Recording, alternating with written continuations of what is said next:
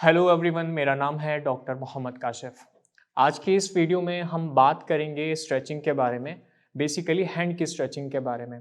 अक्सर स्ट्रोक के बाद ये होता है कि स्ट्रोक के जो पेशेंट होते हैं उनके हाथ जो हैं वो बहुत ज़्यादा बंद रहने लगते हैं, उनकी फिंगर जो है इस तरह से बंद रहने लगती हैं, उनकी जो कलाई है वो कुछ इस तरह से रहने लगती है।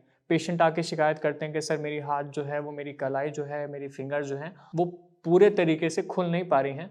तो मैं किस तरह की एक्सरसाइज करूं कि जिससे मेरी जो कलाई है, मेरी जो फिंगर्स हैं वो दोबारा से खुल पाएँ।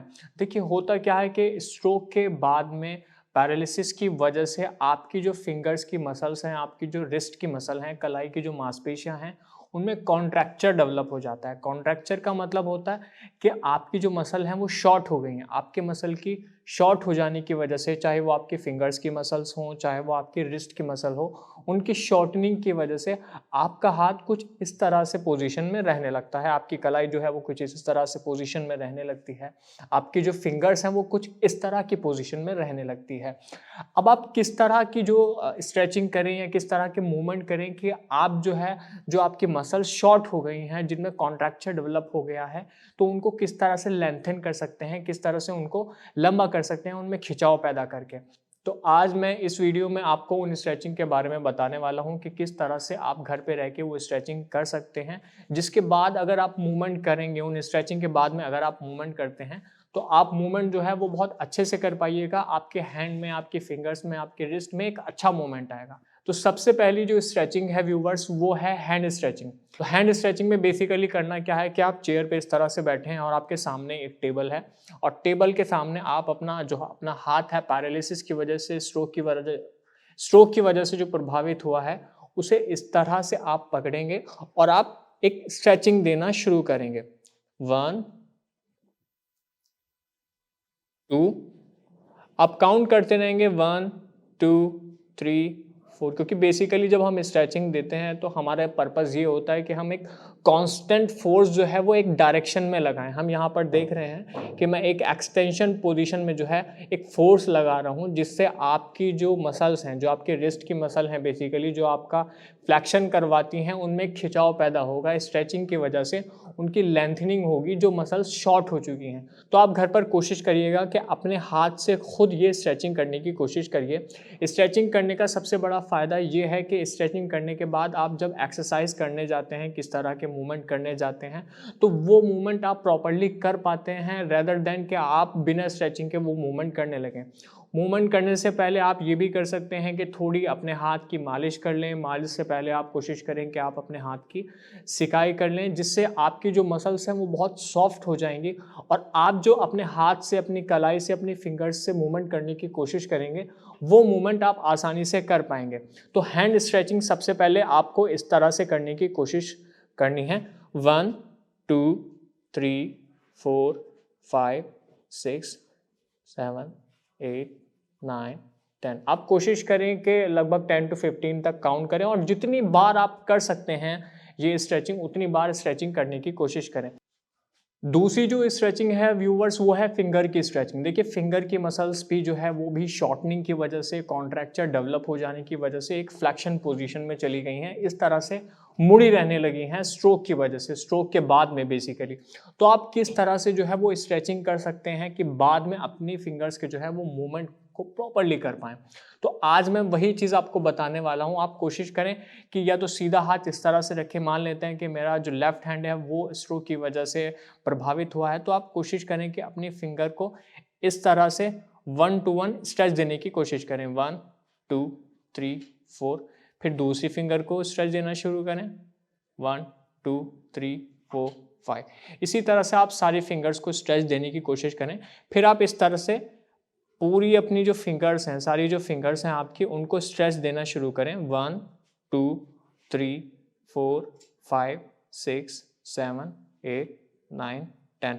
जब आप स्ट्रेच देते हैं तो आप देखेंगे कि आपकी जो फिंगर्स की मसल्स हैं उनमें बहुत ज़्यादा आपको खिंचाव महसूस हो रहा है। बेसिकली ये खिंचाव बहुत ज़रूरी है आपकी मसल के लिए, क्योंकि आपकी मसल जो है वो बहुत शॉर्ट हो चुकी हैं, शॉर्टनेस उनमें आ चुकी है।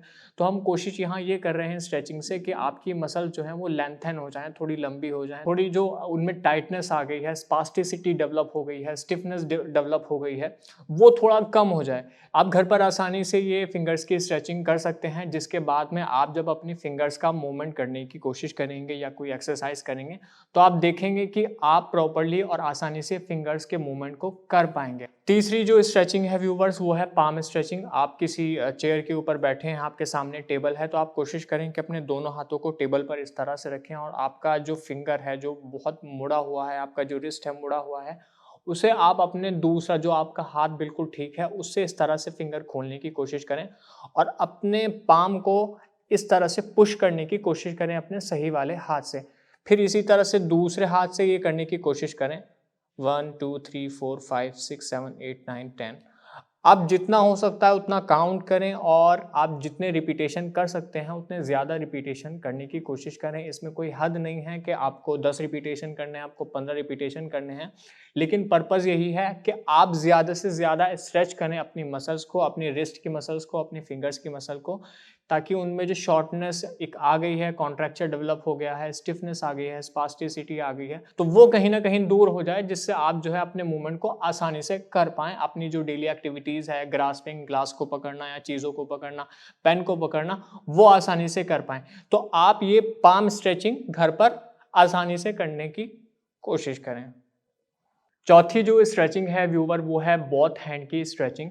स्टैंडिंग पोजीशन में आपको करना ये है कि आपको अपने दोनों हाथों को कुछ इस तरह से टेबल के ऊपर रख लेना है। हो सकता है कि आपकी जो फिंगर्स हैं वो आपकी फ्लैक्शन की वजह से खुल नहीं पा रही हों, स्टिफनेस की वजह से खुल नहीं पा रही हों, लेकिन आप कोशिश करें कि अपनी फिंगर्स को इस तरह से खोल कर रखें और उन पर दबाव बना के रखें।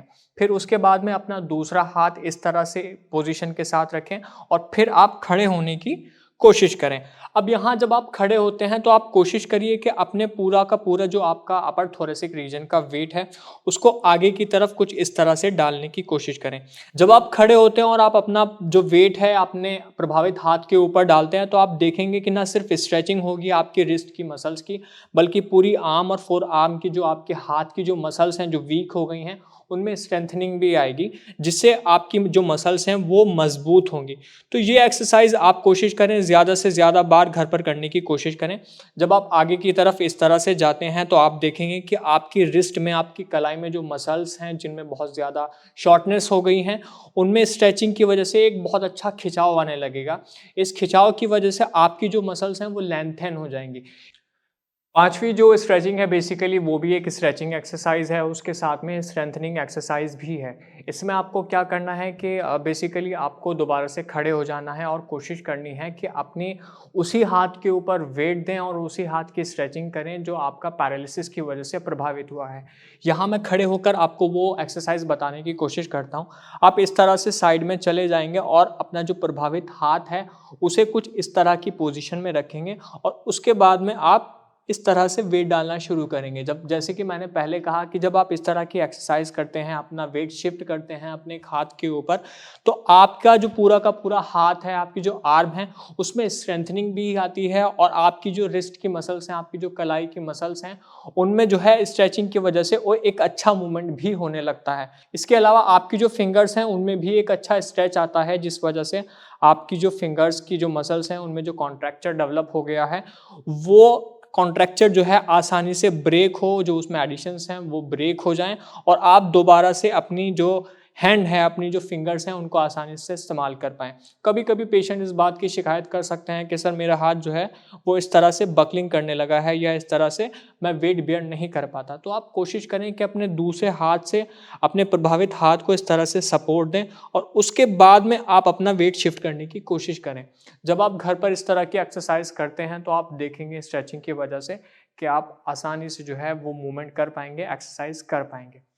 तो व्यूवर्स, अगर आप ये स्ट्रेचिंग और स्ट्रेंथनिंग एक्सरसाइज, ये 5 जो एक्सरसाइज मैंने आज आपको बताई हैं, अगर घर पर रहकर आप करते हैं तो आपके लिए ज़्यादा आसान होगा कि आप जो है अपने मूवमेंट को प्रॉपर्ली कर पाएँ। तो बेसिकली हमारा मकसद यही है स्ट्रेचिंग को करवाने का, कि आप जो मूवमेंट करते हैं, जो डेली एक्टिविटीज़ करते हैं, उनको आसानी से कर पाएँ। सो आप ये एक्सरसाइज घर पर करें, जितनी बार हो सकता है उतनी बार कोशिश करें कि आप ज़्यादा से ज़्यादा सुबह शाम आप करते रहें, स्ट्रेचिंग करते रहें। मूवमेंट करने से पहले आप कोशिश करें कि थोड़ी सिकाई कर लें, थोड़ी मालिश कर लें, स्ट्रेचिंग कर लें। उसके बाद में आप एक्सरसाइज करना शुरू करें, उसके बाद में आप मूवमेंट करना शुरू करें। अगर आपका इसके अलावा कोई सवाल है तो आप हमारी डॉक्टर्स की टीम से बात कर सकते हैं नीचे दिए गए नंबर पर। धन्यवाद।